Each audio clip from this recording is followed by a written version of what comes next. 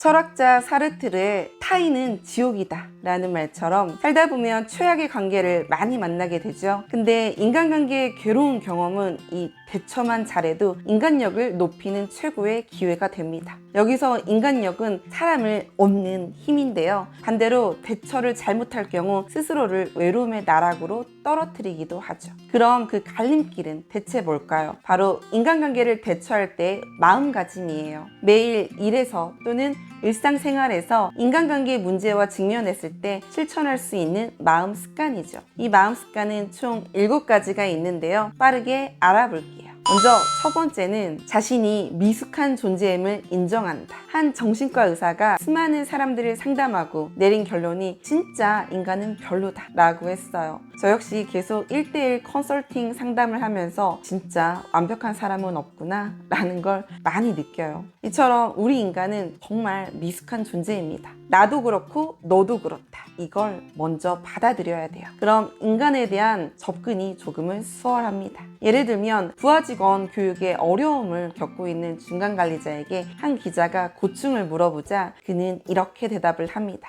일을 빨리 익히지 못하는 부하 직원을 보면 답답해서 포기하고 싶을 때도 있어요. 이 친구랑 더 이상은 못하겠다 라고 생각하기도 합니다. 그런데 하룻밤 자고 일어나면 그와 내가 상사와 부하 직원이라는 관계로 만난 것도 다 인연이 아닐까 하는 생각이 들어요. 저도 신입 시절을 돌아보면 그 무렵엔 일을 잘하지 못했던 것 같고요. 그러면 신기하게도 더 열심히 지도해야겠다라는 의욕이 솟습니다. 라고 했어요. 이처럼 다른 사람의 미숙함을 발견하면 과거의 나의 미숙함을 돌아보는 거죠. 그럼 그 즉시 깊은 깨우침을 주고 이건 모든 인간관계의 값진 양식이 됩니다. 만일 우리가 다른 사람에게 폐를 끼쳤더라도 자신의 잘못을 자각하고 그것을 먼저 다른 사람에게 인정할 수 있다면 인간관계는 절대 이상해지지 않아요. 그게 가능하면 오히려 인간관계는 더욱더 좋아질 수 있어요.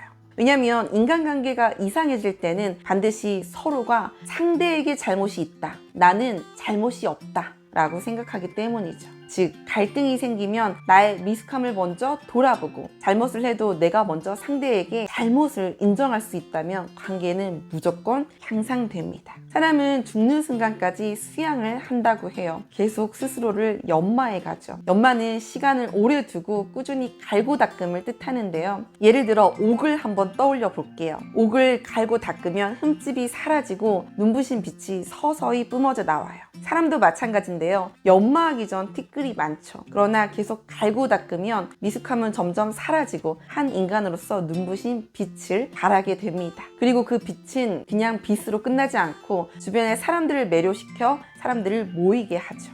아무리 미숙한 인간이라도 이렇게 확고한 마음가짐으로 걸음을 내딛는다면 조금씩이라도 올라갈 수 있어요. 다음 두 번째는 마음속 작은 자아를 객관적으로 바라본다. 우리 마음속 작은 자아는 항상 외쳐요. 나는 옳아, 나는 나쁘지 않아, 난 이대로 좋아. 그리고 이 작은 자아는 잘못을 인정할 수밖에 없는 상황이 오면 오히려 다른 사람에게 책임을 전가하려고 합니다. 미숙하고 결점이 많은 내면 깊숙이 자리 잡은 자아가 바로 이 작은 자아예요. 이와 반대로 큰 자아도 있어요. 이 큰 자아는 작은 자아와 달리 지금의 나를 바꾸어 더욱더 성장하고 싶다, 더욱더 성숙한 인간이 되고 싶다 는 바람을 가지고 있어요. 우리 눈에 보이진 않지만 늘 우리 마음속에서 이 작은 자아와 큰 자아는 항상 싸우고 있죠. 이 싸움이 불거지는 건 다른 사람으로부터 비판을 들었을 때인데요. 귀를 기울여야 할 비판이지만 듣기에 거북할 때 이 싸움은 더욱더 격렬해집니다.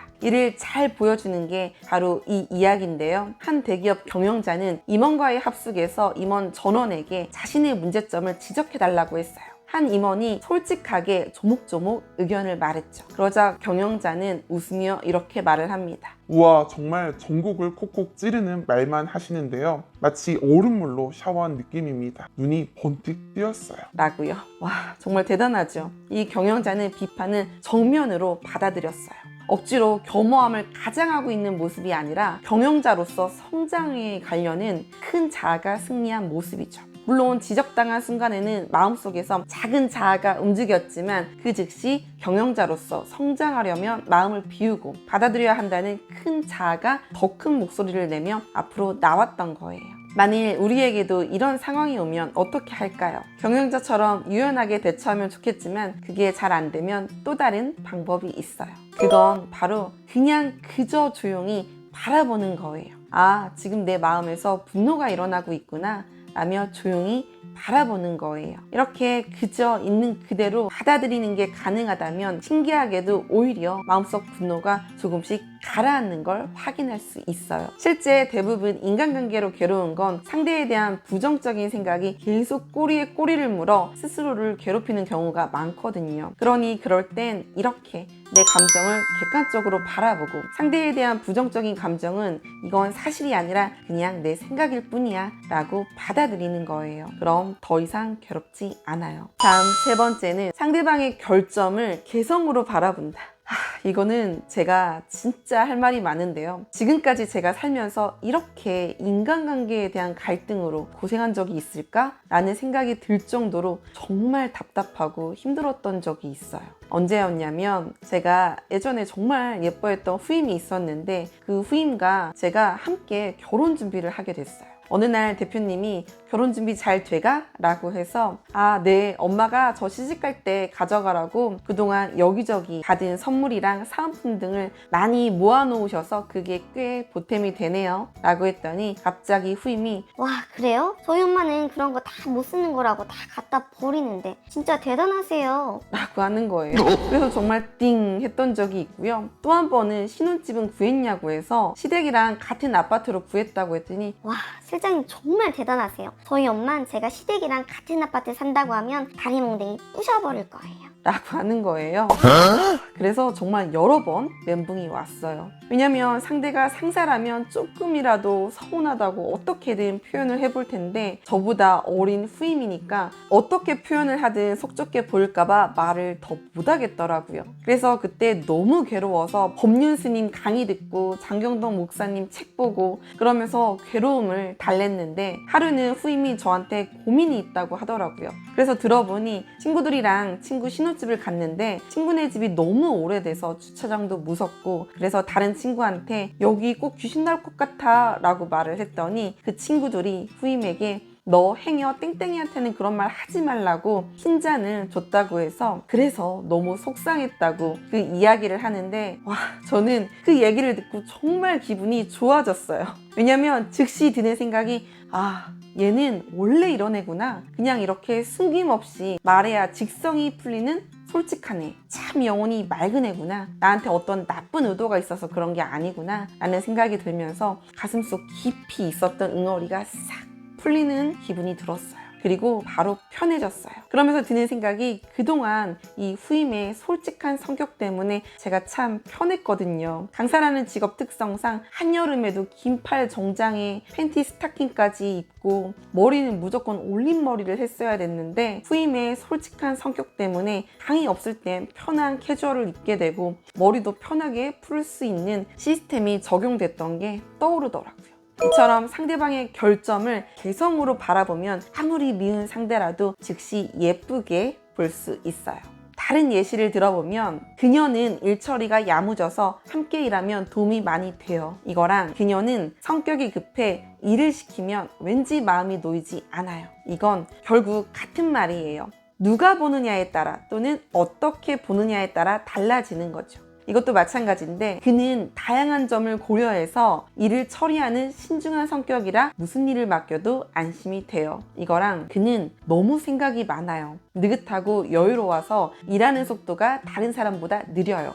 이거 역시 그렇죠. 사람은 오직 개성만이 존재합니다. 그리고 그 사람의 개성이 주변 상황에 맞게 좋은 형태로 발휘되었을 땐 그거를 장점이라고 부르고 주변 상황에 불합리한 형태로 발휘되었을 때 그것을 결점이라고 부르는데요. 누군가의 결점이 떠오르면 이 장점과 결점의 정의를 떠올리면 좋아요. 그리고 나의 장점과 결점 역시 이렇게 다른 사람에게 평가받고 있다는 걸 늘 생각해야 됩니다. 스스로 자랑스럽게 여기고 있는 장점도 누군가에겐 결점으로 여겨질 수 있어요. 다음 네 번째는 말의 두려움을 알고 말의 힘을 살린다. 말 한마디로 천냥빚을 갚기도 하지만 말 한마디로 만냥빚을 지기도 합니다. 대부분의 인간관계는 이 말로 멀어지죠. 그리고 말은 자기 암시 효과를 가지고 있어요. 매일 무의식적으로 부정적인 말을 하면 그 말은 반드시 심층의식에 침투됩니다. 누군가를 험담하면 전보다 더 싫어지는 이유죠. 다음 5번째는 악연의 의미를 깊이 생각한다. 당신이 싫어하는 그는 당신과 닮아 있다. 이 말을 들으면 대부분 놀라실 텐데 이 말은 피할 수 없는 진실입니다. 보통 가정에서 아빠와 딸의 의견 충돌을 많이 볼 수 있는데 유전적으로 딸은 아빠의 성격을, 아들은 엄마의 성격을 닮는다고 합니다. 비슷한 두 사람이 싸우는 이유는 서로 같은 부분이 부딪히기 때문이죠. 그렇다면 왜 자신과 닮은 사람을 싫어할까? 혹은 왜 싫어하는 사람은 나와 닮은 경우가 많을까? 우리 안에는 스스로와 비슷한 모습, 특히 스스로가 생각하는 자신의 단점을 상대방도 갖고 있을 때 그에 대한 혐오가 커지기 때문입니다. 자신에게도 싫은 점이 있지만 남에게는 더욱더 그 잣대가 엄격해지죠. 싫어하는 사람의 혐오스러운 모습을 가만히 바라보면 자신의 혐오스러운 부분과 똑같다는 거, 즉 자신과 닮아 있음을 깨닫게 됩니다. 이를 심리학적으로는 타인에 대한 혐오감은 자기 혐오의 투영이라고 표현하는데요. 인간에게는 자기 자신도 싫어하는 결점을 지적당하면 그것을 인정하기 싫어 감정적으로 반발하는 심리가 있어요. 이와 마찬가지로 상대의 모습에서 스스로가 싫어하는 결점을 보게 되면 그것을 외면하고 싶은 마음에 그 상대를 더욱더 싫어하게 되는 거죠. 상대의 모습은 나의 거울이라는 말 역시 이러한 인간의 심리 성향을 표현한 말이에요. 자신이 가진 결점을 용인할 수 없으면 같은 결점을 가진 상대를 결코 용인할 수 없다고 합니다. 자신을 사랑할 수 없는 사람은 남을 사랑할 수 없다 라는 말은 이 심리 성향의 깊이를 말한 것이죠. 우리가 알고 있는 좋은 감정이지만 공감이라는 감정은 상대를 자신처럼 생각하기 때문에 다른 감정에 비해 상대와의 심리적 유대가 보다 깊어질 수 있어요. 우리가 인생에서 아무래도 좋아지지 않는 사람이나 이유 없이 싫은 사람을 만났을 때 이처럼 상대에게 공감을 품을 수 있다면 그 사람을 조금이라도 좋아할 수 있게 됩니다. 그 사람이 드러내는 인간으로서의 미숙함을 보고 혐오스러운 감정이 들 때 그 감정에서 벗어나 그 사람 역시 미숙함을 안고 괴로워하고 있는 모습을 이해해 보는 거죠. 그리고 자신 또한 인간으로서 미숙함을 안고 괴로워했다는 걸 떠올린다면 그 사람에 대한 부정적인 감정이 조금은 옅어집니다. 그리고 또 하나 정말 중요한 건 절대 상대를 잘 알고 있다고 확신하지 않아야 돼요. 상대의 마음에 정면으로 마주하는 것만으로도 관계는 충분히 좋아져요. 왜 정면으로 마주해야 될까? 인간관계가 틀어지는 이유는 대부분 상대와 정면으로 마주하지 않고 상대를 적대시하기 때문이죠. 저 사람은 원래 저러니까, 저 사람은 왜 이 모양일까 말해봤자 못 알아들을 텐데 더는 무리야 와 같은 냉소적인 시선으로 상대를 바라봅니다. 그렇게 되면 저절로 서로 마주하는 것을 피하고 마음을 닫아버리게 되죠. 혈연으로 맺어진 부모 자식이나 부부가 서로 마주할 수 없는 이유는 대체 무엇일까? 바로 서로에게 근거 없는 믿음이 있기 때문이에요. 내 아이는 세상에서 내가 제일 잘 알아.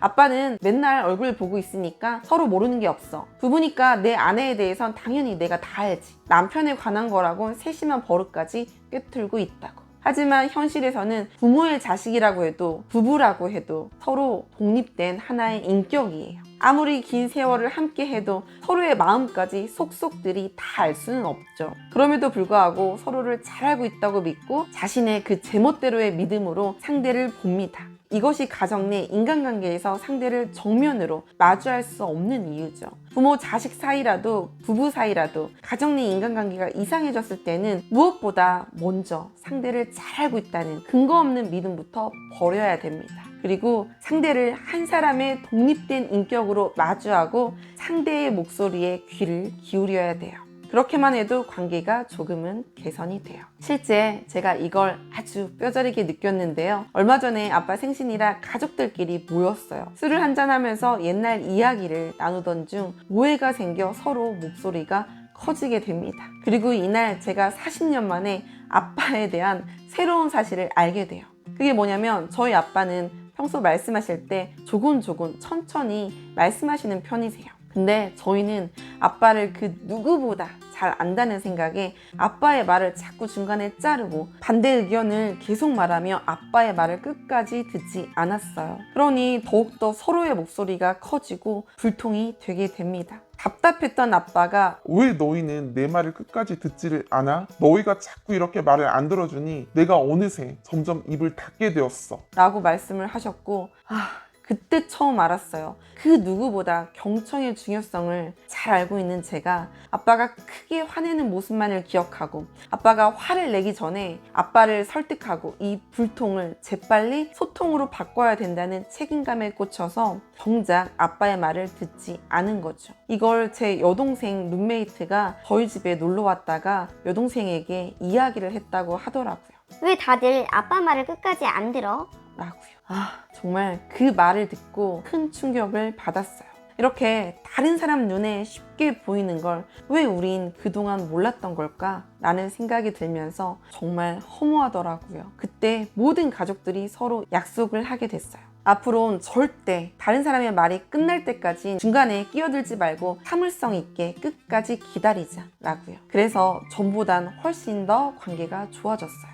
이처럼 아무리 악화된 인간관계라도 어떻게든 바뀌기 시작합니다. 때로는 신기할 정도로 어색해진 인간관계가 더욱더 좋아지기도 해요. 왜일까요? 상대와 정면으로 마주한다는 건 한 사람의 인간으로서 상대방에게 경의를 갖고 있음을 의미해요. 그리고 마음속 경의가 무언의 메시지를 통해 상대에게 전해지기 때문이죠. 서로에게 신뢰감이 점점 형성되는데 인간관계가 좋아지는 건 당연한 결과죠. 이렇게 불행한 만남은 나에게 어떤 가르침을 주고 있는지, 괴로운 경험은 나의 어떠한 성장을 위한 것인지 의미와 기회를 찾는 경험이 나를 성장시킵니다. 불행과 행운은 어쩌면 한 끗 차이일지도 몰라요. 불행한 만남을 고마운 만남으로 발전시키는 것도 결국 스스로 마음먹기에 달린 게 아닌가 생각이 됩니다. 의미와 기회를 찾는 것은 유연한 마음, 비판에서도 배울 점을 찾고 소중한 인연으로 만드는 건 열린 마음에서 비롯됩니다. 불행한 만남에도 반드시 깊은 의미가 있어요. 그러한 만남은 때로는 한 사람이 인간으로서 성장하는데 매우 중요한 경험을 부여해 줍니다. 그리고 그 진실을 깨달았을 때 우리 인생의 풍경이 바뀌죠.